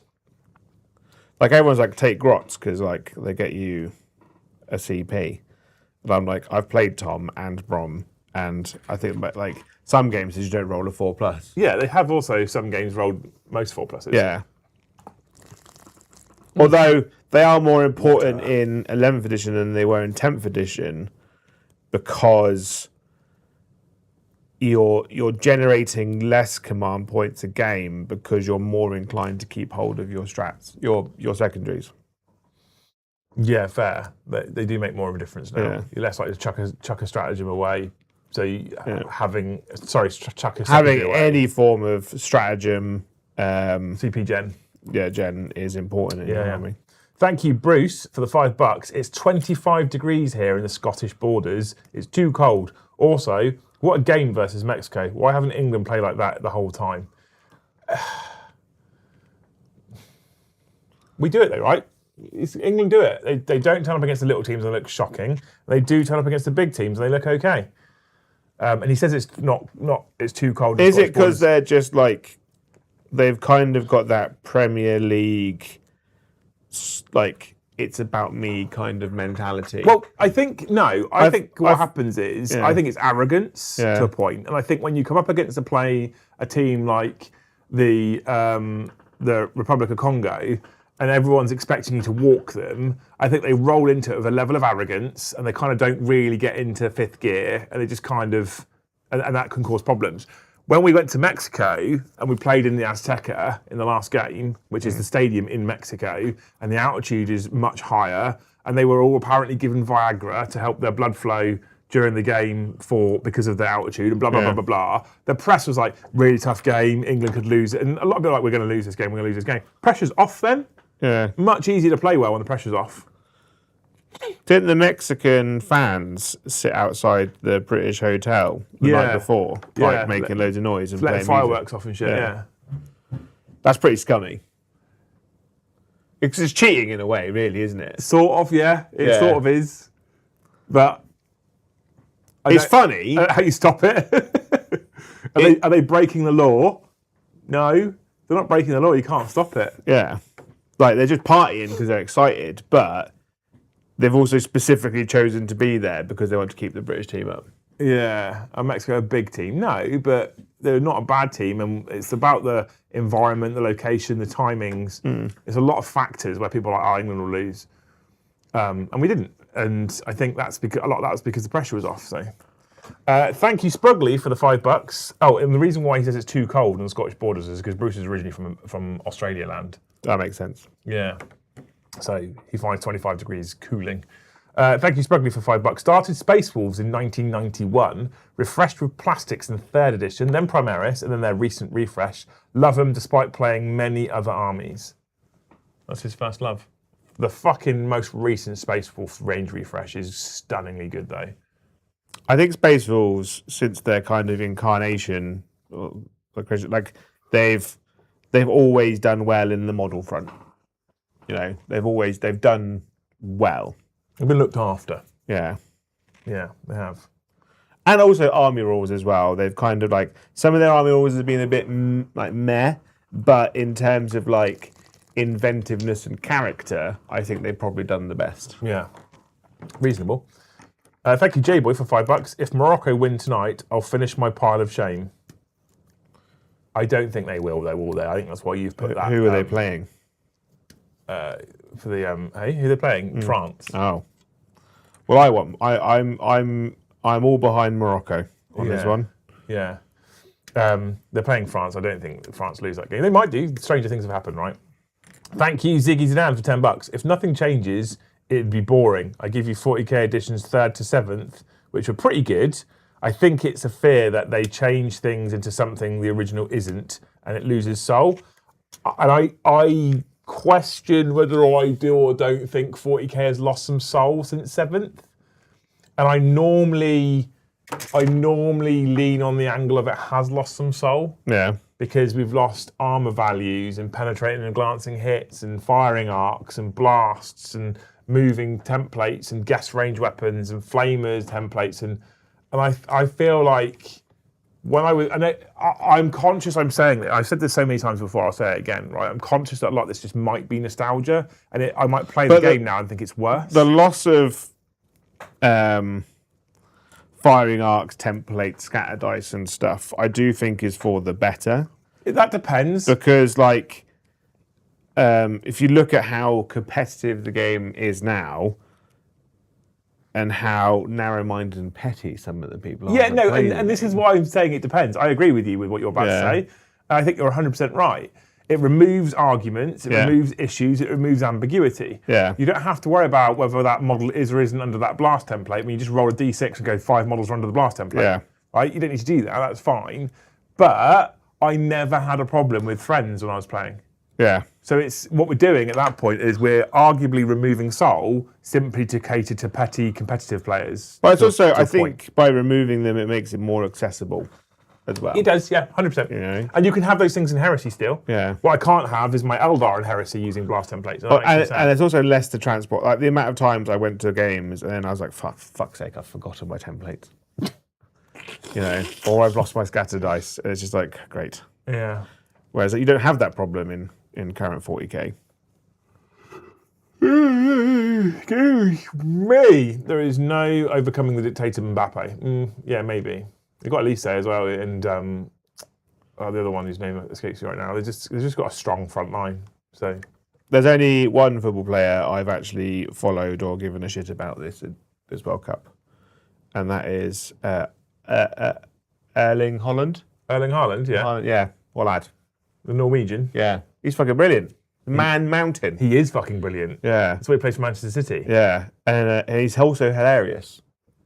He's very funny. Is he? Yeah, he's also comes across as a bit of a stuck-up twat, Yes. but he is also very funny. When you're probably the best striker in the world, you probably can be a bit of a stuck-up twat. Yeah, I just like him hitting people in the face with the ball, and the one clip will never get old is where he's eating his food and he looks in the mirror and scares himself. He is the team that we're playing on Saturday in the quarterfinals. Yeah, we'll probably lose. He'll probably put a couple goals in. He's Yeah, very I good don't see how. And my other one is where people go to tackle him and then just end up bouncing off him and rolling on the floor in pain. But it's difficult to tell because footballers they just roll around in pain anyway, don't they? They do, yeah. It's a thing they do quite a lot. My favourite one, because Instagram knows that I kind of hate footballers a bit in general. It shows me like those reels of footballers doing the worst fake injuries ever. And my favourite one to this day, and I don't see it getting changed soon, is when a ball boy throws a ball at a footballer and he falls over like he's got a broken arm. I was like, red card. A ball's been hit some guy in the knee and he falls over holding his face and stuff like that. Lots of sort of shit. Because of Dragons, I know it's fake, but it's still funny. You know, you're the kind of person that tells me that WWE is fake. I know. You know? Yeah. At least he's banned, is he? Did he get too many bookings? Dembele is the other one, yeah. Yeah, I think. I think French with the tournament chat, I'll be honest. Yeah, Yeah, footballers falling down in pain. And I was listening to someone talk this morning, and they were basically saying that like what we need to do now is if someone takes a dive, they should be immediately sent off because if they're in so much pain rolling around on the floor, they surely can't continue the game. Because they kind of like spring up. We need strongies, not floppies. More strongies, please. Less floppies. Less floppies, chap. Yeah, it was a German guy. It was quite funny. It's a German comedian talking about it. But like, if you're writhing on the floor, like your appendix has just exploded in your body. Yeah. You know, just get off quickly. Chat, we are 5 members away from matching Tuesday's members total. Did you want to beat Tuesday? Do you want to be better than Tuesday crew? Also, the England team needs a fucking gimmick apart from being boring. Because like you look like the Norwegian team, they've got the Norwegian row, right? The Scottish team, they've got like bagpipes and stuff. Yeah. What have we got? They sing Wonderwall from Oasis. Yeah, just a bunch of pissheads in the pub. No, right. You do it in the stadium at the end of the game. I don't know where it's if come they from win or lose. Well, so far it's been wins. They do when they win. But if they lose, will they still sing it? I don't think so. If they lose, they'll probably just fucking walk off the pitch and be sad. But like the Scottish team has a full marching band that walks to the stadium. If the Scottish team only ever did that when they won, then they wouldn't fucking ever do it, would they? So they have to do it when they lose as well. Yeah, but I think it's like because that's what they do. Yeah, but I just think like we need something to make other people like us because apparently everyone fucking hates England, from what I've seen. Yeah, but that's always been the case, mate. It doesn't matter whether that's football or rugby or fucking cricket or it doesn't matter. Where are you from? England. Fucking hate you. Yeah. That just happens. But I just kind of feel like we've got a PR problem which needs to get solved, you know. Oh, what did we have? What was like the last time that people liked us was what we had the Mobot, wasn't it? No? What's his name? Crouch did the robot. He did the robot, yeah. Yeah. That was the last time I actually remember anyone being excited about an English player doing anything. Peter Crouch dancing. Yeah, Peter Crouch dancing was the last time anyone had any pride in England football. Oh my god. Yeah. Joe's football knowledge chat. The thing is though, like, I don't give a shit about football. No, you don't. It's very clear. But I like the social aspect that's coming out of the World Cup. Because America's having a culture shock that's not in the centre of the world. But also there's a real distinct coming together of different countries enjoying their time together. Like when you've got Scottish and Mexican people just getting on the beers at a street party, 100%. having a great time. That's super important, like, like culturally for the world. Yep, 100%. I think that's the most important thing that's come out of the World Cup. The Cup. But at the same time, people are like, yeah, but you care about England. I'm like, yeah, but like I said before, I grew up in the world of Tim Henman. You know, it's difficult to put your money on a British team, a British sportsman. Poor old Tim. Yeah, he taught me to be happy with what you've got. Yeah, you know. Yeah. Second is fine. Yeah, mediocrity is okay. It's acceptable. Yeah. In fact, a nation will celebrate it. Yeah. Yeah, we will get behind you. You know? Look at all the grey names in chat. Yeah. Look at you people. Thank you, Friendly Neighbourhood Connect, for the $5. He also says, we're here for Warhammer, which is, checks notes, heavily themed around politics and religions. Yeah, but not like our current modern day politics. So it says like just medieval times and knights. Yeah, like every British supporter turns up dressed like a crusader, you know, a Knight Templar, but not the French ones. Like, you just turn up, someone dresses as a dragon, and we just kick the shit out of them outside the stage. You know? The person dressed as a dragon? Yeah. Okay. Yeah. I mean, okay. Yeah. I think that would definitely endear us to the world.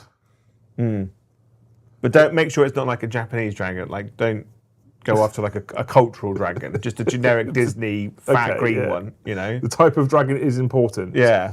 It's got to look like something out of Shrek. Not cultural misappropriation. Yeah. I'm with you. I'm here. Yeah. We can do that. Would you like to dress up as a dragon, Joe? Would you like to soon dress up like a horse? I'd like to, yeah. We did promise it to people. We did. Toby is almost free to do it. Yeah, almost free. Yeah, so our latest starter started last week. And then next week we move into our new opening hours at Hobby House, where we are now open 7 days a week. Ooh-wee. Wow, wowoozer. At which point our assistant managers are in and trained, and Toby has the capacity to step away for a show, which we can do the Frog Prince versus the Horse Lord. Yeah. With Tau versus 15 Space Marine captains in a game that now Toby doesn't know how to play. Yeah. I mean, he didn't really know how to play 40k to begin with. Well, no, he's got plenty of 40k armies, but it's not his favourite thing in the world. He likes the hobby aspect, not the playing loves the hobby aspect. aspect. Yeah. He's very good at the hobby aspect. He's Mr. the Toby. Yeah. Very good at it. We could all dress like red coats, you know, not the Butlins ones. That's another thing we could do. You know, we could recreate Boston Harbour. Everyone could put a bear skin on. A bear skin on, yeah. Yeah. Have you ever held a bear skin? The hats. They're fucking heavy. Is it similar to holding a bear? I guess bears are probably heavy, so why not? Yeah. I've not held a bear either. But Have you not? I've held a dog. Have you? I've Like a held bear? A monkey. Have you? Yeah. Have you really? Yeah. Where did you do that? Exmoor Zoo. My mum used to work there, so I used to do like my summer holiday work there. Well, that's fucking cool. You know. I'm jealous of you holding a monkey. Never held a monkey. I held a penguin once. I've held a hawk, an eagle, a falcon, an owl. An owl! Yeah. Actually, multiples of each of those, to be fair. But never a monkey. You beat me on that one. Cool. Cool. Thank you, Nick, for the $5. If Games Workshop did a Necromunda game where instead of building vertical terrain, you built competing trains carriage by carriage, tell me they don't print money. Please, Games Workshop, don't bring out a train game. Please don't. They did a racing game, didn't they? Which I think was like where they basically like moved the race, like kept just like moving the table basically. Did they? Yeah. Did it? Gorka Morka. Yeah. I mean, that's kind of like old school dungeon crawlers, right? Where when you open the door, you add the next tile kind of thing. So you just add the next train car. Yeah. They might print money on that one. I don't know how popular that would be. I don't think they print. Or one long train. What's that fucking Chris Evans train film? Snow Cutter? The Train That Couldn't Stop. It's a good film. I watched it. I can't remember the name of it, but it was a good film. Iron Rouser, thank you for one gift About a membership. really long train. Talking of railways, Aaron582 Railways, thank you for the $5. I'm 22 and started off with trains to where I'm now training as a fireman, then went to 40k, so I've done the progression in the opposite order. Are you 22, but were you born at 17? You've gone backwards. Yeah. Snowpiercer. Yeah. Snowpiercer. Great film. Really good. Underrated. I mean, like, I think there are people that are just like old before their time. I'm going to say this now for fear of upsetting the people that have done the progression that you're talking about, or maybe even Aaron's railways. I've never understood model railways. I don't get it. Says the man that used to, yeah, but you worked for the trains. Yeah, but that's different. You took another step. You went beyond. No, it's different. I'm actually operating in a business that makes money and it was paying me to do it. Yeah. Model railways, right, spend loads of time recreating a train station. Put your trains on the track, they go around the same loop. That's it for the life. Yeah, but you're not just creating you're not just putting a train on a track. You're creating a world. You're creating a universe because you build the place where the trains are. You know, you build towns and villages and hills. You're like, oh, I want to recreate. We live in a hobby where no one wants to Cumbria. We live in a hobby where no one wants to make terrain. We just want to play with our armies. I like terrain. You like terrain, but most people don't want to make terrain. They just want to play with their armies. Yeah. So trains now sounds even worse because you're saying it's 95% making terrain. Yeah, which sounds great. There's a real accomplishment to like stepping back and going, I've created a place. I've created the world. Like when I always did the bolt action events at Factorum, my favourite thing was setting up all the boards at the beginning. Because like, I've created a bridge too far, I've created enemy at the gates, I've created these places, these things. Steven Tyler of Aerosmith's big train guy, and Bon Jovi, he's got a massive train track. But they are both old as shit as well. And very wealthy. They can afford trains. Yeah. They could probably afford to have their own actual train. Predators is like, I like to be held. No. My favourite narrative is that when I go, everyone in this army is mute. No one's heard of each other. No one can talk or communicate. They have no stories. Thank you, Alekman, for 5 more dollary dues, you legend. Yeah. Appreciate you. Chat, we're still on 35 members, by the way. I know I missed a stream about sharing non-Games Workshop games, but I love the models in Conquest, Last Argument of Kings. Never Just heard of throwing it. that out there. I've not heard that either, actually. I've heard that phrase. I've heard Conquest, Last Argument of Kings said. I didn't know it was a tabletop game. Is it a tabletop game first and foremost, or was it something else? Is it played by cool people?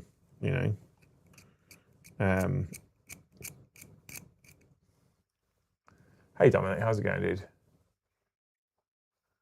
But I think I like playing other games as well. I think it's important to play other game systems. I like playing other game systems, but I get bored of them quickly. So I'll learn a new game system, I'll play a new game system, and I'll go, this is fucking cool, I'm enjoying this, but I don't want to invest in it too heavily because it doesn't take long before I'm like, I'll play 40k again. I know, but I think it's important to play other games and have a better understanding of game mechanics as a whole, because I think it can make you a better 40k player. Because learning how models interact in other games can then help you with 40k, because you'd be like, actually, I learned this in this other game, I could develop that into my 40k play style, It might also make you take the heat off a Games Workshop a little bit, Oh, actually, it's quite good, the game we play normally. I have played some bad games, but I think I think it's important for people to know that there are other games out there. I I think it's important for people to go this game, not to go this game is so good it's going to kill 40k, because I think they're lunatics, but like because nothing's going to kill 40k. Something can kill 40k. Nah. Games Workshop can. Games Workshop can kill it, right? But Games Workshop are the only people that can kill 40k. Yeah, I'd agree with you. No other game will ruin 40k. I'm inclined to agree with you there. Because Games Workshop is far too well established and no one else has the financial backing to put themselves into the realm of 40k. Yeah, I'm inclined to agree, honestly. And everyone's like, oh, what about Infinite? But the thing is though, like 40k does really, really well because it is so quintessentially British and baked into the kind of Christian mindset of like religion and gothicness, you know, everything's kind of a bit bleak. You love a bit of thickness, don't you? That's why I think like we struggle in England to play games of very, very high sci-fi because it's too clean. It's too like Gundam, and Infinity, because it's too anime. Yeah. And there are people that like it and enjoy it. I'm not telling you that you're wrong, but I don't think as a whole it doesn't have as much of an appeal. Yeah. That's why I think like Range Rovers do better than Lamborghinis in the UK kind of thing. Too anime is exactly how I describe it, if I'm honest. That's how I feel about it. Mm. And which I think I don't think that like no one is willing to invest the capital to try and take on Games Workshop because no one has hundreds and hundreds of stores, Yeah. Anyway, we then got a flutter of new members, Joe. A CC became a Jarl tier member. Daniel Moreno Mini Painter became a Hasir tier member. Bruce became a Skull member. You legends, all of you, thank you very much. We then begged for gifteds from everybody so we could get to our 100 target. Sai replied with 1 gifted membership. That was about it. That was about it. He tried. Yeah. 200 people just chucking a fiver at us. He put the. Sai went, yeah, I'll do it. He put the first shovel of coal. He did. Thank you, Sai. Brandon, thank you for the $5. He says, use Lego bits, connect your flying stands to your flying Aldari things. God, I don't want to triple the value of my miniature by gluing Lego bits to it. But thank you, you hero. Smeg, thank you for the 1. Brandon then also gifted 5. Oh! Mr. the Legacy. Thank you, Brandon.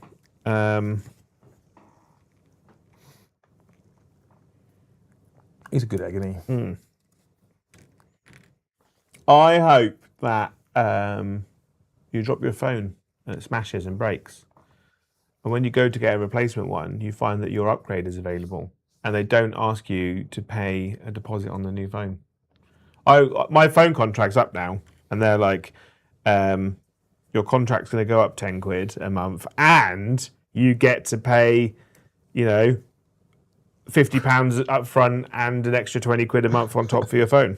Electman says, I'm sorry, but Gundam is not clean. It is all about corrupt governments fighting selfish wars and how innocent everyday people get caught in the middle. The only thing clean is the suits. Yeah, exactly. That's what he's talking about. It's literally what I was fucking saying. That's exactly what you meant. Yeah, you've hit the nail on the head there, proving my point. That's like saying I saw someone in the pub from across the room and I really like their personality, having not spoken to them. Yeah. I think when you look at Gundam, it's all super clean, high-tech suits, and people go, "No, Yeah. I don't want that. Don't like that aesthetic. I don't like that aesthetic. I like my futuristic tanks to look like World War I tanks. Yeah. I want my futuristic space knights to be in kind of armor that has to be powered by a small nuclear power plant. But it's also super heavy and cumbersome. Yeah. I love it. Yeah. Gareth, thank you for the $5. How's Gatekeeper Joe today? I'm all right. I started off in a bad mood because it took me nearly 3 hours to fucking get here. Yeah, I had prepped Toby to sit in your shoes. I nearly just said I wasn't going to come in after it got to like an hour and a half, and I got back to Salisbury. I was kind of like, I'm gonna fuck this off. I'm done. Joe, honestly, yeah, I wouldn't have blamed you. Yeah, I wouldn't have blamed you at all.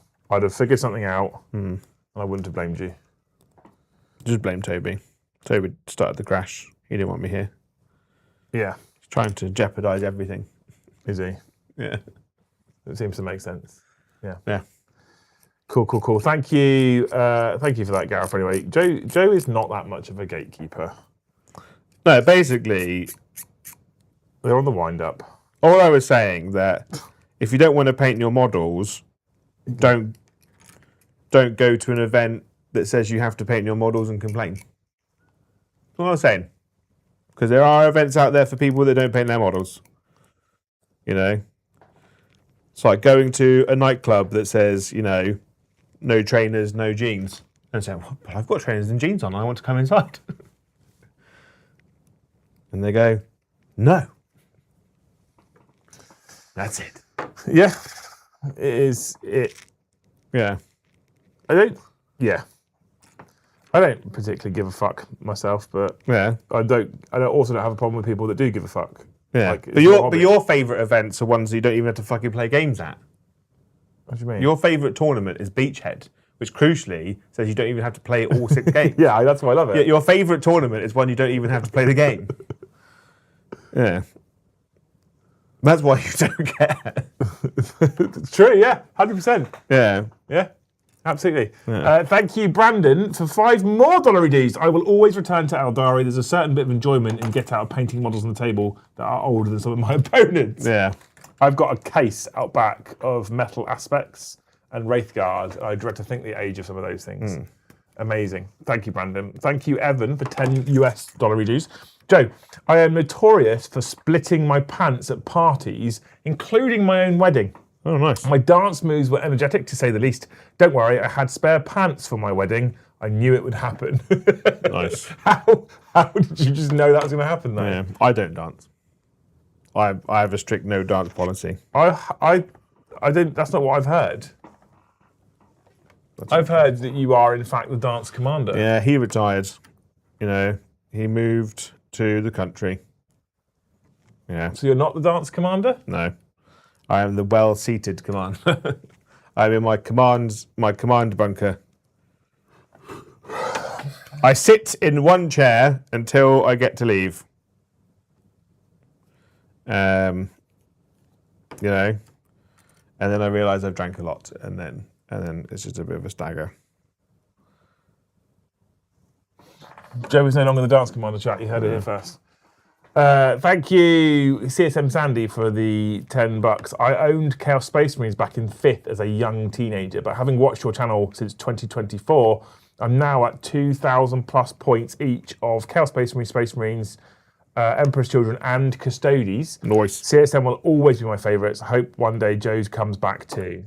I do want Chaos community want you, Joe. I know. I was writing I've been writing some Chaos Space Marine lists. But again, like I said, I need a defiler, I think. I can get you a defiler. And yeah, I want to. I think there's playing like Night Lord, Raptor, Warp Talon lists. I think there's a lot of play in those, but you need good shooting. If we get to 50 members before the end of the stream, I'll get you a defiler in between this show and the dinner and the evening show.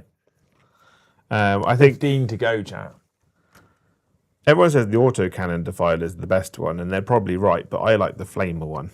The autocannon one is the 3 damage autocannon, though, right? Yeah, it's really fucking good. Pretty tasty. And in Chaos Space Marines, where it can re-roll hits and wounds. Yeah, pretty tasty. Thank you, the friendly neighbourhood Kamek, for the 2. Well, I'm sure he'll come back to Chaos Space. He always comes back to Chaos Space Marines as well, and specifically, he does always come back to Abaddon because he fucking loves him. Yeah, Abaddon is super good. Once I've done Ultramarines and the Eldar, you know, I'll probably like revisit them with fresh eyes. There you go. Thank you, friendly neighbourhood Kamek, for $2. Joe, what squigs would you use to replace grots? Just the squig herd from Age of Sigmar. Just squigs. Yeah. The little red ball squigs. Yeah, they're the same base size, aren't they? Yeah, 25 mil. Yeah. Easy. Yeah. Because like they don't do anything. That's quite cool, actually, to be fair. They just fucking loiter around on objective, right? That's like their literal only job. Squigs as grots is a great idea. Yeah. Because I always like the idea that the runt herd was just a squig farmer. You know, his job was just to grow squigs. I'm here for it. That's cool. I like that one. Thank you, David Needham, for one gifted membership. Thank you, Michael Valentine, for one gifted membership. And thank you, Brian, for super chatting $2 and just shouting bacon. Bacon. I love bacon. I caught up now. Making bacon pancakes. That's everything. We got there. Yeah. We got there, Joe, at 3:30, 2 hours into the show. Nice. We did 5 members less than Tuesday. Oh. We're going downhill. We've got Sean in tonight. Maybe he'll bring them back up. He's got beautiful eyes. Yeah. He's a good egg, Sean. He's a good egg, Sean, yeah. Right, Sean. But it's, I think he's got his sisters again. He's bringing penitent host, is what he said to me yesterday. Yeah. Yeah. Penitent. Penis host. Yeah. I'm bringing guard tonight. Yeah, so yesterday I asked chat what should I play, and they said Tau or guard or something else. Yeah. And I don't really want Tau or guard or something a couple of the other thing was that was the most common. I didn't want to play Tau really, and you're the guard player and you've got the guard here. Yeah. So I was like, well, actually, Joe can just play guard then into Sisters because people wanted to see guard. Yeah. I've kind of got a basis of a list going idea. I was talking to JP on the weekend, which is not always advisable because he does come out with some wild takes. But he did get me onto the IBCM, the Intercontinental Ballistic Missile, that is the Death Strike. The Death Strike. I fucking love a Death Strike. Yeah. And I'm going to try the Death Strike tonight because I think he's onto something. I think he's onto something with the Death Strike. It's very good versus like Horde. It absolutely does MSU. Like Eldar, don't like it. I think there is play in the Death Strike missile. I think one, because they're like 125 points as well. They're super cheap. I think you have one. I think two is probably for the more unhinged, but I think it would be funny at the same time too. Okay. I think there is play in it. So yeah, I'm going to bring a Death Strike tonight. I don't know what detachment yet. I do like the Siege one. I've been banging the Siege drum for a while. I like the Siege Also, because I want to orbital bombard my own infantry units as well. Yeah, I like the Siege one. Because there's one where, like, if someone charges you and you're the last model in a unit, it's 1 CP, and, like, each enemy unit within, like, 6 takes something like 2d6 mortal wounds, and your unit takes, like, 3d6. But you're like, eh. I really love that particular detachment because I felt like it fitted Krieg quite a lot. And also it turns off... I don't think it used though. I've not seen it used, and I don't know why, because it turns off cover. Yes, it's pretty big in this edition. It's really good in this edition. And like you can also like reduce people's move. You can make your units in cover. It's pretty strong. It's pretty good. You'll see that tonight, chat, at 7:30. Sean's in with his penitent host taking on Joe's guard goodness because you guys asked for Astra Militarum. Yeah. I'll swat up on some Thousand Suns, David, and get them on the channel soon-ish because I haven't played Thousand Suns in a very long time, so I need to do a bit of reading. So I can do that soon. And I think Paddy's Tower is still out back, so I can put Tower on the table at some point in the very near future as well. I'm looking forward to playing a game, but because you guys asked for those armies and Joe plays guard, I was like, hey, it's up to you, mate. Did you want to play guard I have tonight? been saying that I run guard for ages as well. It's cool. I'll be here on the deck, though, and then tomorrow night, we are After Dark. We're pushing it back to 8:30 again because people preferred it at 8:30, apparently. So we're pushing it back to 8:30 again, After Dark tomorrow. Back to an hour later, right? So it's more dark. Not dark, but more dark. Yeah. More darker. Well, it's still light at 8 o'clock. Yeah, it is still light, but it's closer to being darker. Yeah. So there you go. You guys have been amazing. Thank you for hanging out. We smashed the like target. We beat the super chat target. Miles away from the members target, which is concerning after Tuesday as well. Maybe chat doesn't love us anymore. Probably. Fuck them. Spin them off. I don't know. I think that's fair. I think they're the best chat. We're just talking to the... I think they're the best chat. They just don't love us anymore. That's a Which means they're the worst chat. No, it doesn't mean they're the worst chat. Does? We're not offering a good enough value. Oh. Do more dancing. I am not very good at it. I'm not the dance commander. Yeah, neither am I, so. You are? No. You are. Tom told me. No. Tom told me that was your previous name. It was. Previous handle. In another life. You guys are insane. Thank you so much for hanging out with us. I need to get my buttons up actually before I start doing this. Thank you so much for hanging out with us, you incredible people. Hopefully you have enjoyed the show. Hopefully we'll see you this evening for that live game of Warhammer to 40k. Hopefully you do still love us.